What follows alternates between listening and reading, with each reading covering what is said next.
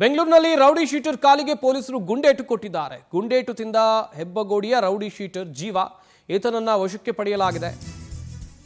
Rowdy sheeter ಜೀವ ಅಂತೇಳಿ ಈತನ ಹೆಸರು. ಈತನ ಕಾಲಿಗೆ ಪೊಲೀಸರು ಗುಂಡೇಟು ಕೊಟ್ಟಿರೋದು.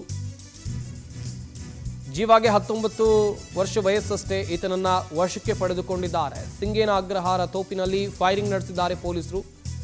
ಕಾರಣ ಕೂಡ ಇದೆ. ಕೊಲೆ ಸುಲಿಗೆ ದರೋಡೆ ಕೇಸ್ನಲ್ಲಿ ಈತ ಪ್ರಮುಖ ಆರೋಪಿಯಾಗಿದ್ದಾನೆ. ಜೀವ ಅಂತೇಳಿ ಈತನ ಹೆಸರು.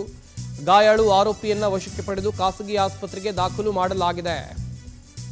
ಹೆಬ್ಬಗೋಡಿಯ ತಿರುಪಾಳ್ಯದಲ್ಲಿ ರೌಡಿ ಶೀಟರ್ ಜೀವ ವಾಸ ಆಗಿದ್ದಾನೆ. ಈತನ ಮೇಲೆ ಕೊಲೆ ಸುಲಿಗೆ ದರೋಡೆ ಪ್ರಕರಣಗಳು ಕೂಡ ದಾಖಲಾಗಿದೆ. ಹಾಗೆಯೇ ಸಬ್ ಇನ್ಸ್ಪೆಕ್ಟರ್ ಅಯ್ಯಪ್ಪ ಮೇಲೆ ಆರೋಪಿ ಹಲ್ಲೆ ಮಾಡಿದ್ದ ಅಂತೇಳಿದರೆ, ಇನ್ನೊಂದು ಕಡೆಯಲ್ಲಿ ಈತ ಪೊಲೀಸ್ ಸಿಬ್ಬಂದಿ ಮೇಲೆ ಹಲ್ಲೆ ಮಾಡಿರುವಂಥ ಆರೋಪ ಕೂಡ ಇದೆ. ಬಂಧನಕ್ಕೆ ಹೋದಂಥ ವೇಳೆ ಈ ಸಂದರ್ಭದಲ್ಲಿ ಪೊಲೀಸರು ಆತನ ಮೇಲೆ ಫೈರಿಂಗ್ ಮಾಡಿದ್ದಾರೆ. ಸಬ್ ಇನ್ಸ್ಪೆಕ್ಟರ್ ಅಯ್ಯಪ್ಪ ಅವರು ಈ ರೌಡಿ ಶೀಟರ್ ಜೀವ ಮೇಲೆ ಫೈರಿಂಗ್ ಮಾಡಿದ್ದಾರೆ. ಕಳೆದ ವಾರ ಹೆಬ್ಬಗೋಡಿ ಎಲೆಕ್ಟ್ರಾನಿಕ್ ಸಿಟಿಯಲ್ಲಿ ಈತ ದರೋಡೆ ಮಾಡಿದ್ದ.